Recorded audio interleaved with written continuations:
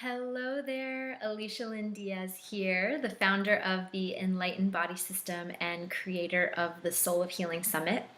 And I want to share with you today 5 steps that you can implement right now to help you have more freedom with your food. So if you're suffering with food sensitivities, gut pain, hitting all the dead ends of trying all the different diets and regimens and probiotics and supplements and herbs, and you're still finding your gut just isn't optimized, or you're having really low energy, and you know that you can trace a lot of this back to your gut health, then I want to give you 5 really important tips that you can implement right now to help you break this cycle of pain for good. And I'm one who has personally suffered with a tremendous amount of gut imbalances. If you've been following my work for a while, I went from being able to eat like 5 foods, lactose intolerant, gluten intolerant, like my stomach was so bloated I looked like I was 6 months pregnant. I had tremendous pain. I was bleeding when I went to the bathroom.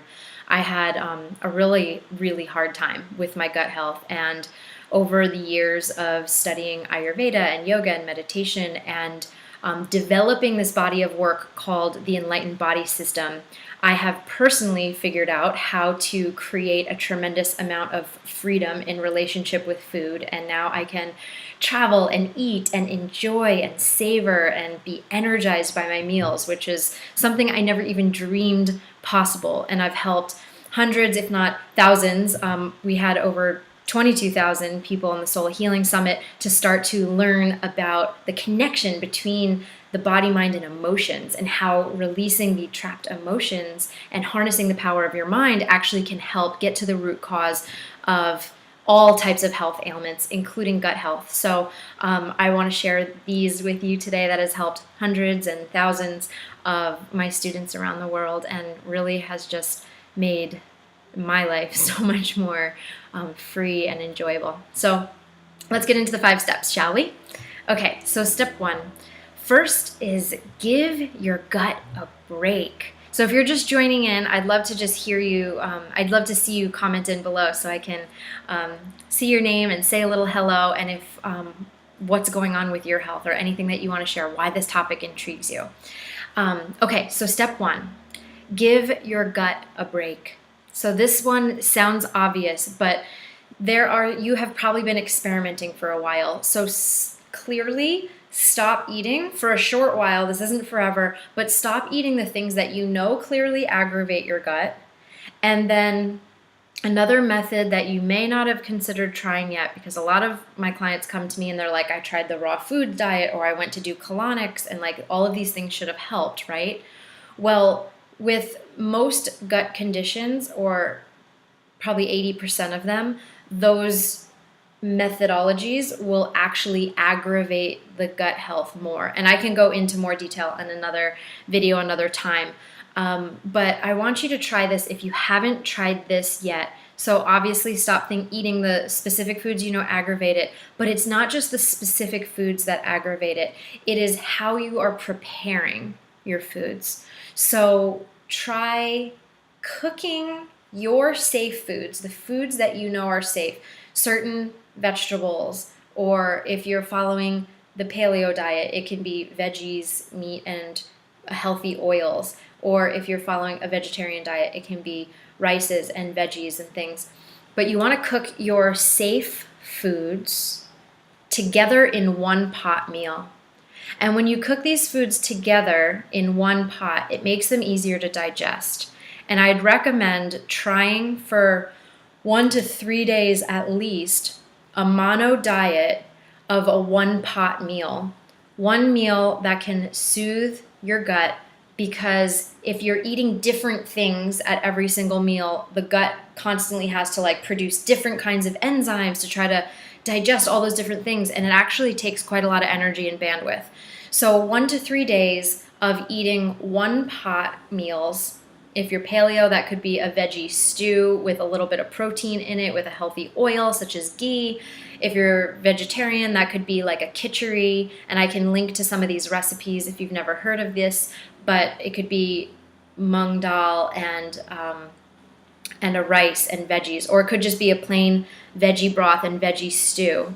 But something that's cooked together, has lots of hydration and water, that has a little bit of healthy fat and oils and a protein of your choice that you know doesn't aggravate your gut, and cooking it all together in one pot and eating that as your lunch and dinner, and trying not to snack in between or eat lots of dry, rough, cold foods, which are gut aggravating. So that's step one. Give your gut a break. Eat your safe foods, all cooked together in a warm, stewy, soothing, easy to digest manner. Okay, step two. Train your colon. What I mean by that is we need to make space in our gut for new food to come in. So you want to train your colon each morning by drinking some warm water and sitting on the toilet and putting your feet up. And this actually puts the colon in a position that it easily allows for elimination without aggravating the colon, because the way that your body is shaped, that actually promotes more ease for elimination. So that tucked under with your feet up actually supports colon health. And if you try to go to the bathroom forced, or you are having your feet on the ground, the way that the Western culture has created their toilets has literally created many, many colon problems and digestive problems. So training your colon to have more ease helps elimination first thing in the morning, and you can drink some warm water with lemon or with minerals and put your feet up and allow for some relaxation and allow for elimination to happen. And elimination, you want that to happen first thing in the morning so that you have space for your food coming in. Otherwise, you eat on top of rancid old stuff stuck in your gut, and it drains your energy levels, and it creates bloating, and it creates indigestion, and everything in the system gets backed up. So this is really, really important. Step three is improve your lymph flow. So the lymphatic system is very closely related to your gut. You have a lining in your gut that is gut-associated lymph tissue, and if it's stagnant, it's going to stagnate everything in your gut. So these are things like getting your lymph flowing is movement and exercise, or at the very least doing some breathing practices each day and stretches and things that help your circulation go. You can also do inversions, like laying on the ground and putting your feet up on a chair, or putting your legs up the wall. And some of these inversion practices help the lymph circulation. So that is step three, and that is really important to your gut health. Step number four, dissolve the tension in your nervous system. This one I also cannot stress enough, no pun intended. We're talking about stress. Your body cannot repair itself and heal in fight or flight. So in Ayurveda, for thousands of years, it's been said that your colon, your gut, is the seat of the nervous system. And if the nervous system is activated in fight or flight, literally all your energy and all your blood is shunted away from your gut. It's moved into the outer muscles and limbs because your body's on edge, ready to run from a predator. So you can't have good gut health if your body is constantly running stress and anxiety. So this is where I would recommend listen to guided meditation practices, listening and starting a meditation practice or a contemplation practice or a breathing practice or some type of relaxation practice that gives you a break from the thoughts in the mind and from the tension that has been running its course. Step number 5, super, super, super important. You have to resolve your past pains.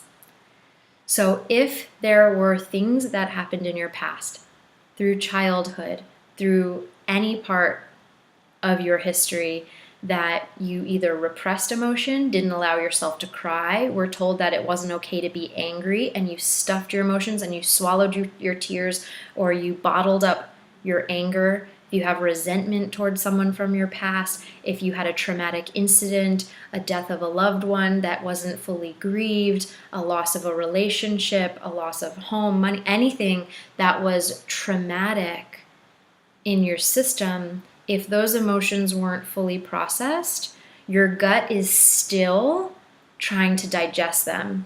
And as time goes on and more information is coming in and more sensory input is coming in, your gut is trying to digest all of these things. It's trying to digest the emotions, it's trying to digest all your senses, everything coming into your senses, and it's trying to digest your food.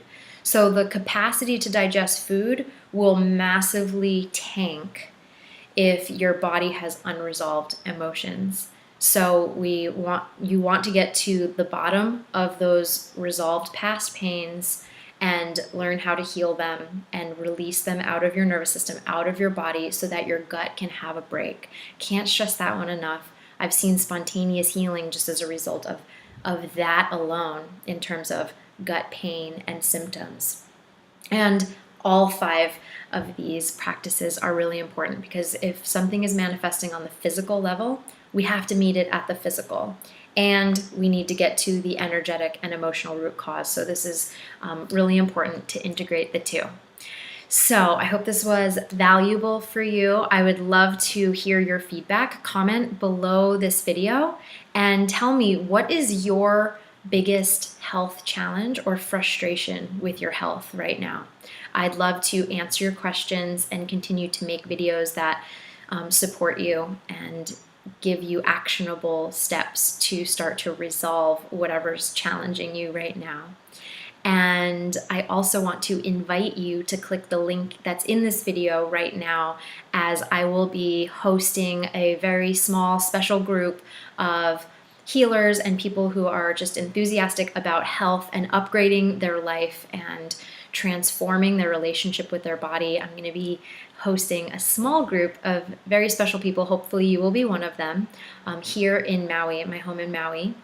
And we'll be staying at an eco retreat center, and you will get to fully reset your body during this time together. Over the course of 4 days, I'm going to take you through the Enlightened Body System, which gives you all the practices and actionable methods and practices and transformation in the retreat itself, to hit the 5 things that we talked about today for gut health and for overall energy and vitality, so that you can feel free in your body, so that you can stop hitting dead ends, so that you can serve the people that you're here to serve from a place of overflow and from a place of congruence.